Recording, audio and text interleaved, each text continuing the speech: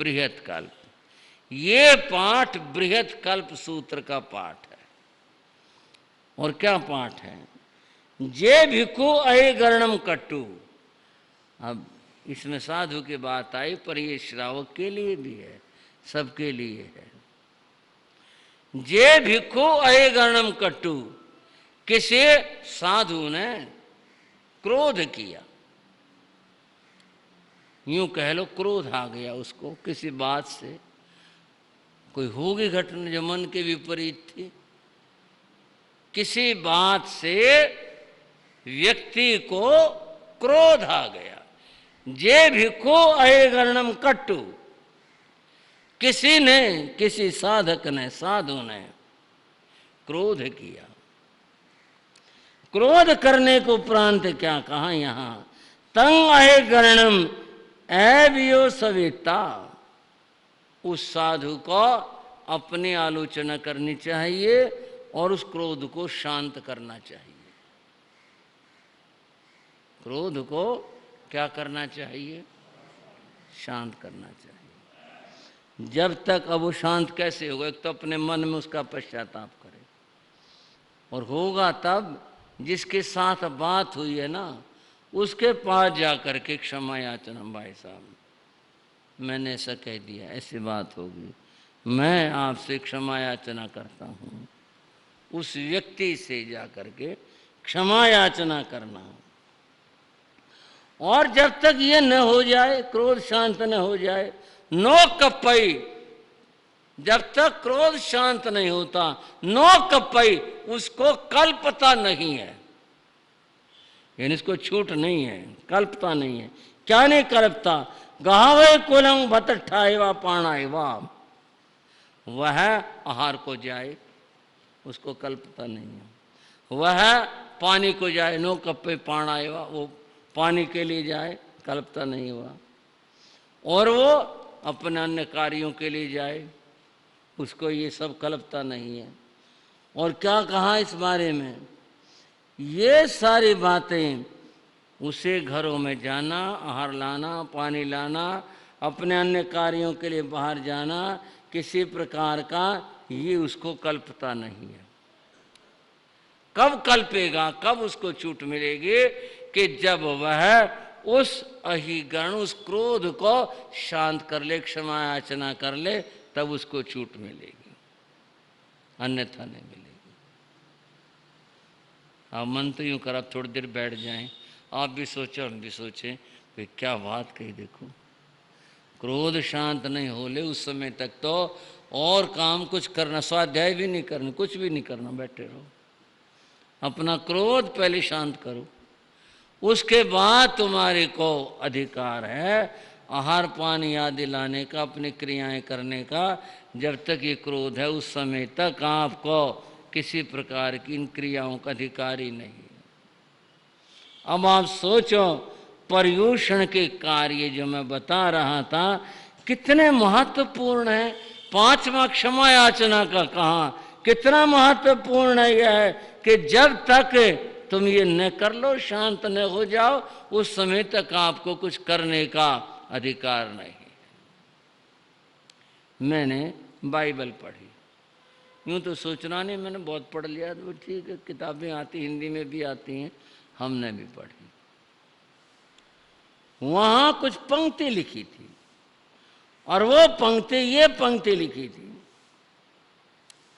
तुम प्रार्थना करने चर्च में गई, देव मंदिर में प्रार्थना करने के लिए कहाँ गए?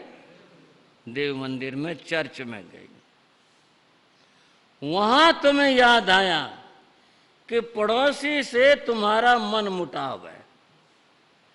वहां याद आया, भाई पड़ोसी से ये बात हो गई थी, आज हो गई थी, कल हो गई थी, पड़ोसी से कुछ बात हो गई थी। तो कहा पड़ोसी से मन मुटाव है, तो पहले उठ करके उस पड़ोसी के पास जाओ और उससे जाकर के क्षमा याचना करो, मन मुटाव जो है उसको दूर करो, फिर आना, फिर प्रार्थना करना। तब तुम्हारी प्रार्थना स्वीकार होगी। अगर मन मुटाव के रहते हुए तुमने प्रार्थना कर भी ले, वो स्वीकार नहीं होगी। प्रार्थना क्या नहीं होगी? स्वीकार नहीं होगी। वो तभी स्वीकार होगी जब उस भीतर के शल्य को, उसको दूर कर दो, तभी स्वीकार होगी, अन्यथा स्वीकार नहीं होगी। बंधुओं, एक गुरु और शिष्य की कथा आती है। एक गुरु थे, उनके बहुत सारे शिष्य थे। उनमें से एक शिष्य था, उसको क्रोध आता था। गुरु से समझाते थे कि भी क्रोध मत किया करो। उसने तपस्या करने की सोची। वो अपने गुरु से बोला, गुरुदेव मैं तपस्या करना चाहता हूँ। हाँ बस बड़ी अच्छी बात है, अगर तुम तपस्या करना चाहते हो तो बहुत अच्छी बात है, बहुत बढ़िया बात है, ठीक है। वह साधु गुरु से आज्ञा लेकर के तपस्या करने लगा। पहले अकेले रह के भी करते थे, या मकान में भी तो वे अलग से कहीं पर करने लगा, या कहीं बाहर गया। जैसा था ये उतना अर्थपूर्ण नहीं है। अर्थपूर्ण बात यह है कि वह तपस्या करने लगा।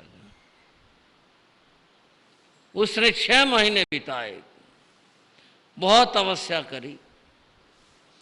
उस तपस्या करने से उसका शरीर कृश हो गया। होना ही था, सहज था।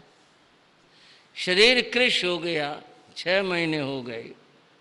तो वह गुरु के पास ये जानने के लिए आया, गुरुदेव मेरे कितने कर्मों की निर्जरा हो गई, कितने पाप मेरे धुल गए। मेरे गुरु ज्ञानी हैं, वो बता देंगे मेरे कितने पाप धुल गए और कितने कमी बाकी है।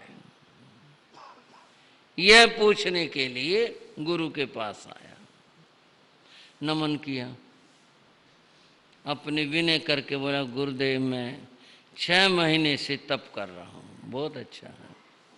मैं ये जानना चाहता हूँ कि मेरी कर्म निर्जरा कितनी हो गई और मेरा जो लक्ष्य है मुक्ति मोक्ष पाना, वो कितने दूर है। बस अभी तो लक्ष्य दूर है, अभी तो और तपस्या करो। गुरु ने एक और प्रतीकात्मक भाषा में कहा, अभी अपने आप को और पतला करो। ठीक है गुरुदेव। वो चला गया, फिर तपस्या करने लगा। उसने 6 महीने फिर तपस्या की, फिर लौट कर आया, फिर यही बात पूछी और गुरु बोले, अभी तो और तपस्या करो। वत्स अभी अपने आप को और पतला करो। ठीक है गुरुदेव। फिर वो चला गया। 6 महीने बाद यानी तीसरी बार फिर लौट करके आया और सुना करके गुरु से फिर वही कहा, गुरुदेव देखो मेरी साधना कब पूरी होगी। बोले साधना में तो बस अभी कमी है, अभी अपने आप को और पूरा करो। जब तीसरी बार गुरु ने कहा अभी अपने आप को और पतला करो, उसे क्रोध आ गया और इतना क्रोध आया उस साधु को, उसने अपने हाथ की एक उंगली झटका मार करके निकाल दी। सूखा हुआ था सारा शरीर इतनी तपस्या से, बस खाली ऊपर चमड़ा ही चमड़ा था। जोर की वो मारी झटकी, उंगली निकल गई और गुरु के सामने पटक के मारी। बोला देख लो और क्या पतला करूं, कहीं मांस है इसमें, कहीं खून है इसमें, सारा तो शरीर मैंने सुखा दिया और आप आए बार एक ही बार कह देते हो अपने आप को और पतला करो, और बताओ क्या करूं मैं। गुरु ने इस बात का दुख मानने के बजाय मुस्करा पड़े, हंस पड़े। बोले यही तो मैं कह रहा हूं तेरे से। बोले क्या कह, और क्या बताओ, क्या पतला करूं। बोले भाई तू शरीर को पतला करने की बात सोच रहा है, इस क्रोध को पतला कर, इस अहंकार को पतला कर, कषायों को पतला कर। शरीर के पतला होने के साथ साथ ये भी पतले होने चाहिए। तेरा तो अहंकार बढ़ रहा और पुष्ट हो रहा है, तेरा तो गुस्सा और बढ़ रहा है। इनको जब तक तू पतला नहीं करेगा उस समय तक जो लक्ष्य है साधना का मुक्ति को प्राप्त करना, वह तू प्राप्त नहीं कर पाएगा। वो तभी प्राप्त होगा कि जब तू अपनी साधना इस रूप में करेगा। उसकी समझ आई, बोला गुरुदेव ठीक है, अब मैं इन कषायों को पतला करूंगा। फिर वो साधना करने लगा और एक दिन हो गई रोशनी, हो गया प्रकाश, एक दिन हो गया उजाला ज्ञान का, और वो धन्य धन्य हो गया, गुरु चरणों में आया, आपकी कृपा हो गई। बंधुओं, पर्युषण की पूर्व वेला में मैं कुछ कहने के लिए इसलिए बैठा था कि हम अपनी तैयारियां कर लें। क्या कर लें भाइयों? एक भाई हंस लिया करते, मैं बोला भाई तैयारी कर लो। बोले हाँ महाराज, वो गोड़ा गूंद और ये बादाम, बोला अच्छी तरह कूट कर रखे, पूरी तैयारी कर रखी है,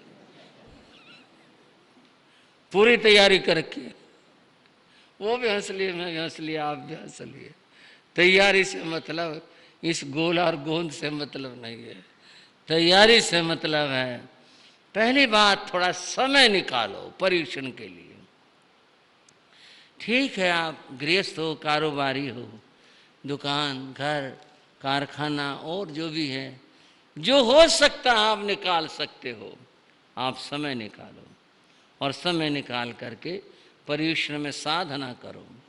पहली बात, भगवान की वाणी अंतकृत दशांग सूत्र सुनो, मूल पाठ से लेकर और व्याख्या तक पूरा उसे सुनो, भावना के साथ सुनो, और फिर सामायिक करो, जप करो, जितना हो सकता है तप करो, अधिक से अधिक समय यहाँ पर लगाओ, जिससे पर्युषण के ये सारे दिन आपके स्वर्णिम दिन हो जाएं।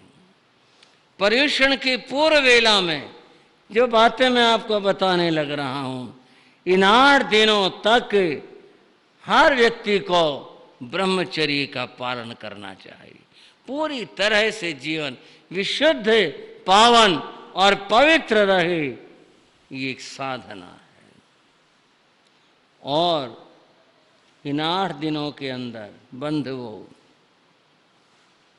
भोजन में पहली बात दिन से भोजन करना चाहिए। यूं तो दिन से भोजन करने का उपदेश हर रोज को ही हम देते हैं, हमेशा के लिए देते हैं, पर नहीं होता। इसमें जितना हो जाए, जो हो जाए, उसकी बात कर रहे हैं। कम से कम पर्युषणों में भाइयों और बहनों, पर्युषण में रात्रि भोजन नहीं करना है, पूरी तरह से बचना है। अगर मान लो एक दिन भोजन रह भी गया तो क्या बात हो जाएगी, नहीं खाया तो क्या हो जाएगा। हाँ, दिन से भोजन करें, रात्रि भोजन न करें। अपने भोजन में हरी वनस्पति का प्रयोग न करें। जो और सब चीज़ें उनको गिनाने की तो मेरी बात बनती नहीं, वो तो आप गृहस्थ आप ही सोच सकते हैं। मैं तो निषेध वाली बात कह सकता हूँ, विधेयात्मक तुम ये करो, ये खाओ, ये नहीं कह सकते। कहना यह है, हरे वनस्पति का आप सबको विवेक रखना चाहिए, अर्थात त्याग करना चाहिए।